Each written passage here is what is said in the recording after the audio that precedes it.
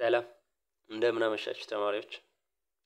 ዛሬ ደግሞ ግሬድ 10 ሂስትሪ ቻፕተር 7 ፓርት 3 ባለፈው ፓርት 1 እና ፓርት 2 አቅርቤላችኋለሁ። የቻፕተር 7 ፕሌይሊስት ላይ ገብታችሁ ለምሳሌ ፓርት 2 አፓርታይድ ኤንድ ዘ ፓን አፍሪካኒዝም ሙቭመንት ኤንድ ዘ ኤስታብሊሽመንት ኦፍ ኦኤዩ የሚለው ነው። ፕሌይሊስት ላይ ገብታችሁ ታገኙታላችሁ። ፕሌይሊስት ገብታችሁ ግሬድ 10 የሚል አለ። ግሬድ 10 የሚል አለ። ከግሬድ 10 ሙሉ የ10ኛ ክፍል ብቻ ነው ማለት ነው።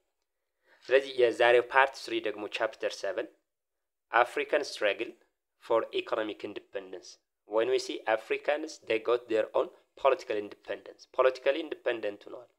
ቴሪቶሪያል ኢንቴግሪቲያቸውን አስከብረው ዩሮፒያኖች ከአፍሪካ ወጥተዋል። ነገር ግን still the Africans were highly dependent on Europe based on the economy።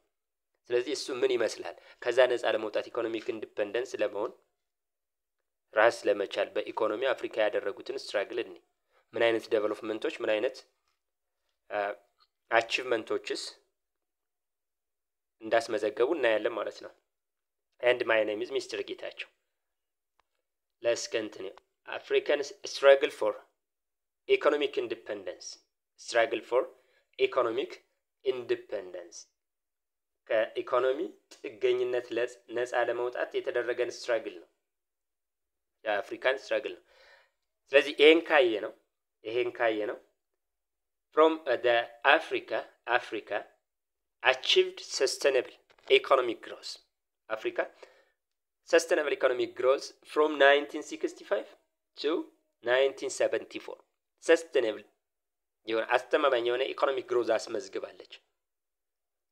but there has been a downward trend after that ከዛ በኋላ ግን ይሄንን ማስቀጠል አልቻለችም። ከ1970ዎቹ በኋላ there was modest recovery in the second half of the 1990s አሁንም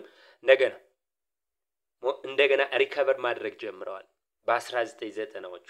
አሁን እስከ 1965 እስከ 74 ሰስቴኔብል የሆነ አስተማማኝ የሆነ ቀጣይነት ያለው ኢኮኖሚክ ዴቨሎፕመንት አስመዝግባለች። ከ1974 በኋላ ግን ቀንሷል። እንደገና ደግሞ ይሄ ሪከቨሪ ያደረገው በ1990ዎቹ ነው በመጠነኛ ማለት ነው። when the GDP growth has barely kept back with the high rate of population growth ምንድነው? there was high rate of population growth ስለዚህ it affects the GDP or gross domestic product ቢኖርም ነገር ግን የኢኮኖሚክ ግሮዝ ደግሞ እንትን የሚለው ጂዲፒ ለኢንዲቪጁዋሎች ነው ሲካፈል ነው። ስለዚህ ግሮስ ዶሜስቲክ ፕሮዳክቱ እየጨመረ ቢመጣ ሃይ ፖፑሌሽን ግሮዝ ስለነበር ይሄ እንዲቀንስ ጂዲፒው መጠኑ እንዲቀንስ አድርጎታል ማለት ነው። ሌላኛው reasonable growth is the major challenge for sub-Saharan Africa. reasonable growth በቃ ለአፍሪካ በተለይ ለሰብሳሃራ አፍሪካ it was major challenge ለምንድን ነው የኢኮኖሚክ ግሮዝ አፍሪካ ላይ እንዳታስመዘግብ ያደረጋት ምክንያት ምንድነው የሚለውን እኔ ሜጀር ቻሌንጆቹ ፕሮብለሞቹ or the hindering factor ብለን እንጠራቸዋለን። international debt and drought were the major factors. ኢንተርናሽናል በዓለም አቀፍ ደረጃ አፍሪካ ብድር አለባት ከጊዜ ወደ ጊዜ እየወለደ ነው። ሌላኛው በተፈጥሮ ደግሞ ድሮውት አለ። ይሄ ሜጀር ቻሌንጅ አፍሪካ ኢኮኖሚካሊ እንዳታድግ አድርጓታል ማለት ነው። እንደ ሂንደሪንግ ፋክተር ነው ማለት ነው። ሌላኛው the continuing adverse terms of trade የተለያዩ ትሬድ እንትኖችን ከተለያዩ ሀገራቶች ጋር ኮንክሉድ አድርገዋል አፍሪካኖች ስምምነት አድርገዋል። ስለዚህ እነዚህ የተለያዩ ትሬዶች ግን አምባላንስድ ናቸው፣ ለአውሮፓውያኖች ያደሉ ናቸው። ለምሳሌ ከአፍሪካ ሮ ማቴሪያል ይሄዳል በቀላል ዋጋ ነው። ትንሽ ፕሮሰስ አድርገው ጨምረው በከፍተኛ ዋጋ ወደ አፍሪካ ያመጡታል። እና አፍሪካ ደግሞ ምን ሆናለች? the only supply of raw material ብቻ እንድትሆን ኢንዱስትሪ እንዳይስፋፋ ተደርጎባታል። ይሄ ሌላኛው እንትን ነው። ሌላኛው regional economic communities are established in different regions of Africa. ይሄን ኢኮኖሚክ ፕሮብለም እና ፕሮብለሙን ወይም የንግድ ችግሩን ለመፍታት በተለያዩ የሪጂናል ቀጠናዊ የሆነ የኢኮኖሚክ ኢንተግሬሽኖች ወይም ማህበረሰቦች መመስረት ጀምረዋል ማለት ነው in different regions of Africa. The purpose ዓላማው ምንድነው? ይሄ regional economic integration. The purpose of the regional economic community is to facilitate regional economic integration between members. በአፍሪካ ሜምበር ስቴቶች ያለውን የኢኮኖሚክ ውህደት ይሄን ፋሲሊቴት እንዲያፋጥን ለማድረግ ታስቦ ታቅዶ ነው ማለት ነው። ስለዚህ the regional economic integrations increasingly involved in coordinating AU members states interest in wider areas such as peace, security, development and governance. እነዚህ regional integration economic integrationዎቹ ማለት ነው they involved የአፍሪካ ሀገሮች ስለሆኑ regional integrationዎቹም ወይም ቀጠናዊ ትስስሮቹም ማህበሮችም በአፍሪካ ስራ ላይም ተጠምደዋል ማለት ነው ወይም ኤዩን ሰፖርት አድርገዋል በምን በሰላም በማስከበር ሴኩሪቲ ዴቨሎፕመንት በገቨርናንስ አፍሪካ አንድነት ድርጅትንም ወይም ኤዩንም ሰፖርት ያደርጋሉ ማለት ነው የተለያዩ የአፍሪካ በፒስ የሚያደርጋቸው ስራዎችን በሴኩሪቲ በገቨርናንስ በዴቨሎፕመንት የሚያደርጋቸውን ሰፖርት አድርገዋል እነዚህ ሪጂናል ኢኮኖሚክ ኢንተግሬሽኖች ሜጀሮችን አራት ናቸው በአፍሪካ ያሉ እነዚህ ማን እንደሆኑ እናያቸዋለን አንደኛው ኮመን ማርኬት ፎር ኢስት ኤንድ ሳውዘርን አፍሪካ ወይም ኮሜሳ ብለን እንጠራዋለን is a regional economic community in Africa with 21 members 21 member states አሉት 21 member states አሉ stretching from geographically ከቱኒዚያ እስከ ስዋዚላንድ ከሰሜን የአፍሪካ ክፍል ተነስቶ እስከ ስዋዚላንድ ድረስ የሚደርስ ትስስር አላቸው 21 ሀገሮች ናቸው በኮሜሳ ስር ያሉት when we see ኮሜሳ it was formed December 1994 replacing a preferential trade area which had existed since 1981 preferential trade area ወይም የንግድ ቀጠናዊ ትስስር እሱን ለመተካት ነው በ1994 በ1981 የነበረውን ለመተካት የመጣ ነው ሁለተኛ ኢኮኖሚክ ኢንተግሬሽን the economic community of West Africa states ECOWAS ተብሎ ይጠራል the economic community of West African states ECOWAS ሜምበር ስቴቶቹ እነዚህ ናቸው ቤኒን ቡርኪና ፋሶ ኬፕ ቨርዲ ያካያቻቸው የዌስት አፍሪካን ስቴቶች ናቸው ኮት ዲቫር ጋምቢያ ጋና ጊኒ ቢሳው ላይቤሪያ ማሊ ኒጀር ናይጄሪያ ሴኔጋል ሴራሊዮን ቶጎ እነዚህ ሀገሮች የኢኳስ ሀገሮች ናቸው ኢኮኖሚክ ኮሚኒቲ the economic community of West African states ተብሎ ቢጠሩት ማለት ነው የዌስት አፍሪካን ስቴቶች ናቸው ሌላኛው ሶስተኛው ደግሞ የኢስት አፍሪካን ነው ኢትዮጵያን ጨምሮ ሜምበር ስቴቶች ያሉበት intergovernmental authority on development intergovernmental authority on development ወይም ኢጋድ ተብሎ የሚጠራው the member states ኢትዮጵያ ሱዳን ሳውዝ ሱዳን ኤሪትሪያ ኬንያ ዩጋንዳ and Djibouti those are the member states ሌላኛው ደግሞ በሳውዝ አፍሪካን የሚያካልል ያለው ሳዲክ ተብሎ የሚጠራው ነው the South African Development Community regional economic community ነው ቀጠናዊ በየአካባቢያቸው ነው ንግድን ለማፋጠን እንደ ከዛ በተጨማሪ ደግሞ የኤዩን ስራም ኮኦርዲኔት ያደርጋሉ አንጎላ ቦትስዋና ሌሴቶ ማላዊ ሞዛምቢክ ስዋዚላንድ ዩናይትድ ሪፐብሊክ ኦፍ ታንዛኒያ ዛምቢያ ዚምባብዌ ሳውዝ አፍሪካ and the Republic of Congo are the members of SADC ስለዚህ አራት ዋና የአፍሪካ regional economic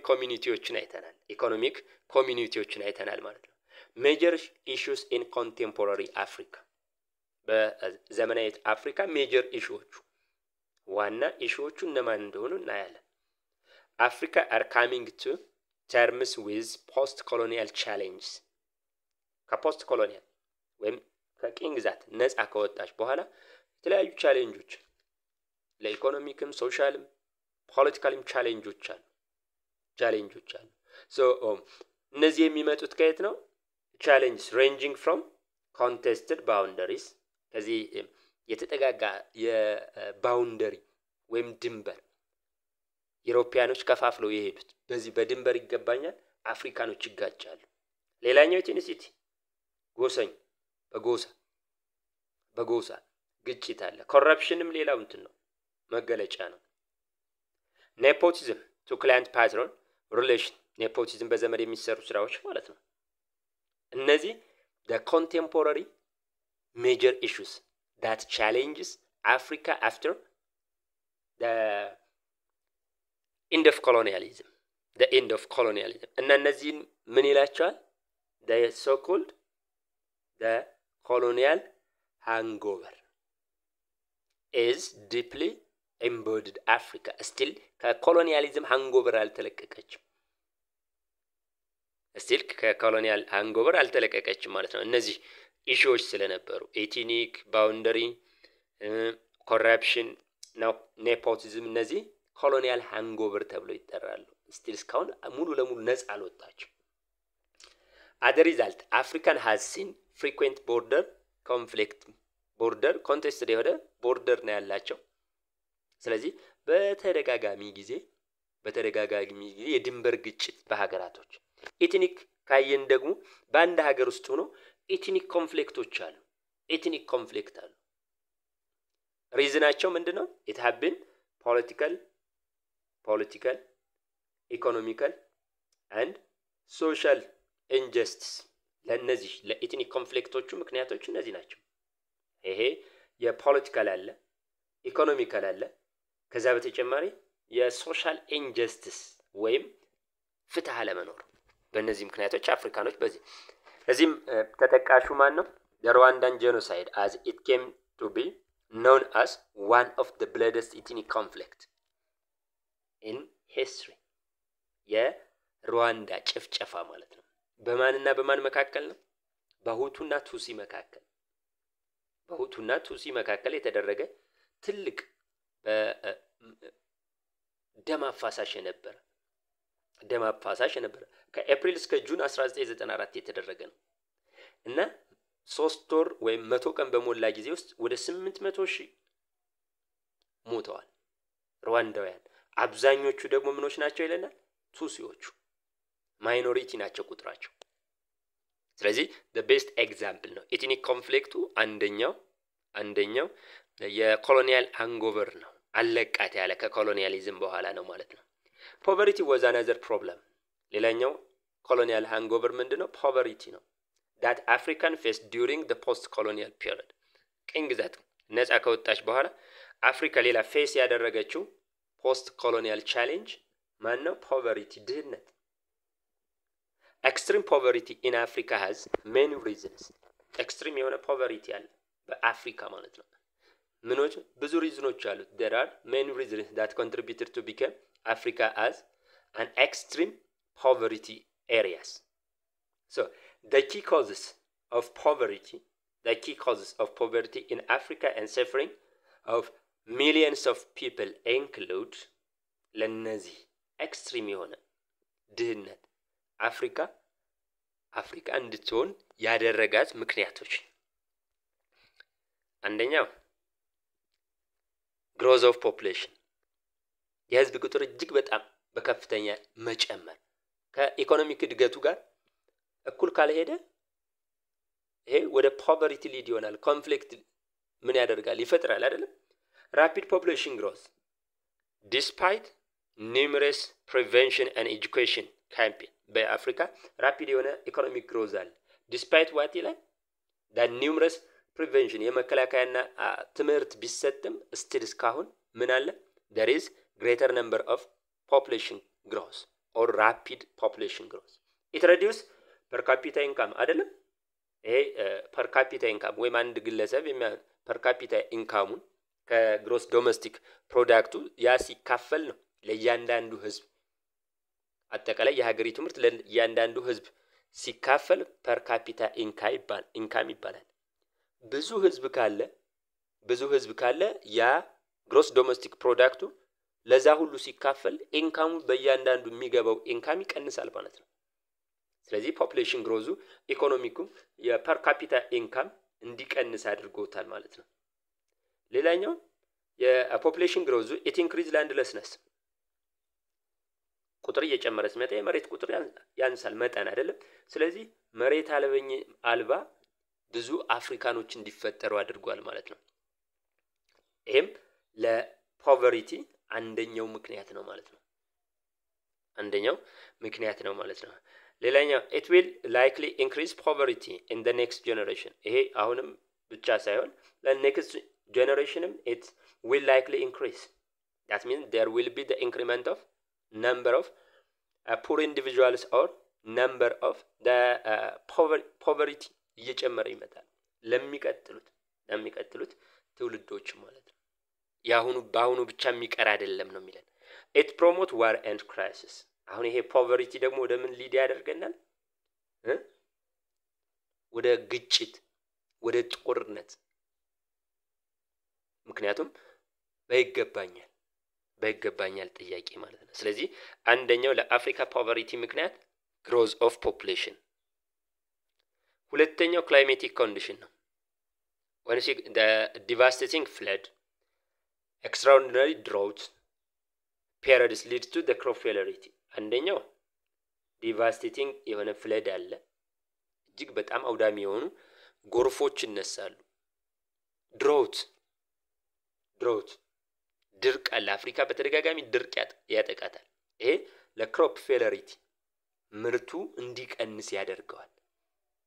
ሌላኛው the consequences are regular hunger። አሁን ረሃብ ካለ ክሮፕ ምርቱ ከቀነሰ ወደ ምን ሊድ ያደርገናል? ሃንገር፣ ረሃብ ይከነሳል፣ ፋሚን ይነሳል። በአፍሪካ በተደጋጋሚ ይሄ ሊሆንበት የቻለበት ክላይሜቲክ ኮንዲሽኑ ነው ማለት ነው።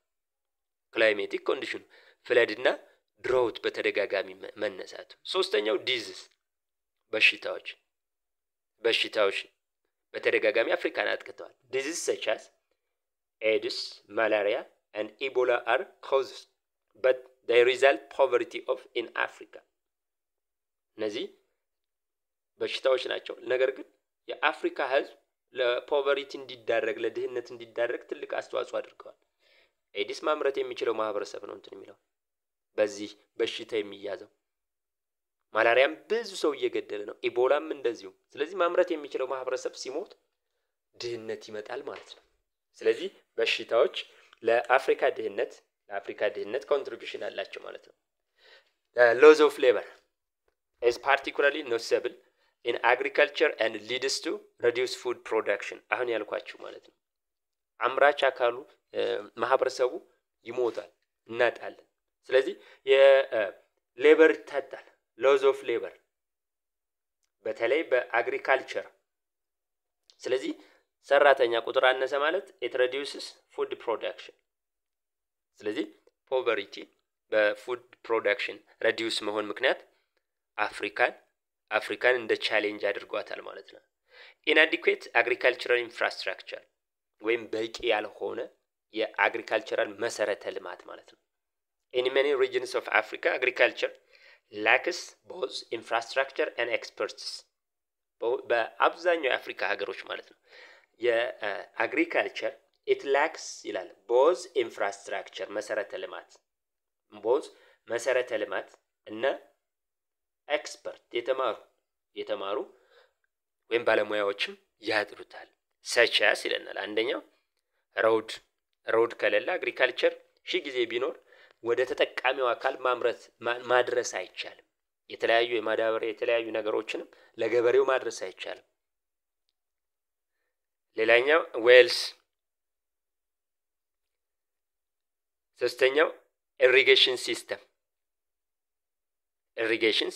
አፍሪካ የላትም ብዙ ኢሪጌሽን ሲስተም ዌል ኦርጋናይዝድ የሆነ ኢሪጌሽን ሲስተም የላትም። ኦፍ ኮርስ ኢጂፕት ላይ አለ፣ ነገር ግን ሰብሳሃራ ግን ይሄን አይነት ዴቨሎፕ አያደርጉም። the storage facilities ምርቱን አምርተው ስቶሬጅ ለብዙ ጊዜ እንዲቆይ ስቶር የሚያደርጉበት ይሄም ፋሲሊቲም የላቸውም። የሚመጣ ከቦታ አንቀሳቅሰው ለማስቀመጥ ማለት ነው። ሌላኛው አግሪካልቸራል ማሽነሪስ። አሁንም አግሪካልቸራል ማሽነሪዎችም የሉ። ለእርሻ የሚያገለግሉ ማሽኖች አፍሪካ ላይ በብዛት የሉ።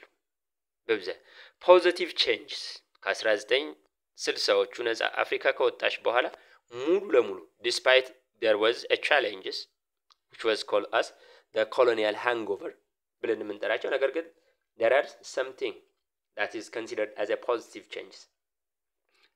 The past 2 decades have no doubt seen as a steady expansion of frontier liberal democracy.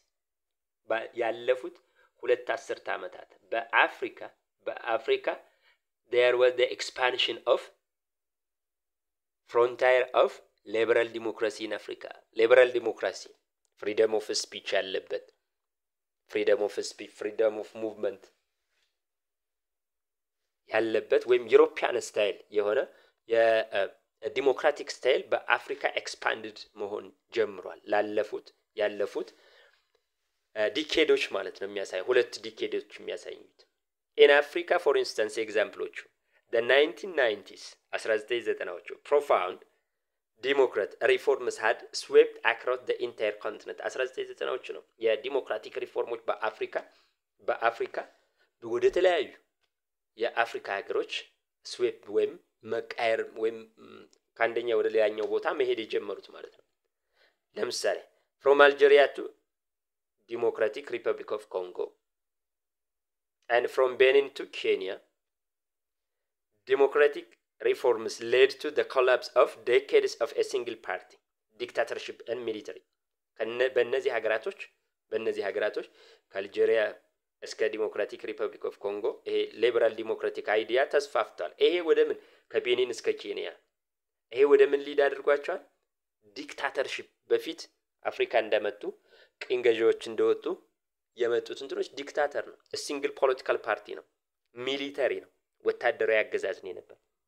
ይሄ ግን በመጠኑ ዲክታተርሺፕ እንዲቀንስና መልቲ ፖለቲካል ፓርቲ ሲስተም ወይም ፕሉራሊዝም ኤስታብሊሽ እንዲሆን አድርጎታል ማለት አፍሪካን ዲሞክራቲክ ዌቭ ኦፍ the 1990s and 2000s has been termed as the second independence. አሁን አፍሪካ በዲሞክራቲክ አይዲዮሎጂ ማለት ነው በዲሞክራቲክ አስተሳሰብ ከበፊቱ አሁን እየተሻለች መጣ። በተለይ ከ1990ዎቹና የ2000ዎቹ እስከ 2010 ያለው ማለት ነው።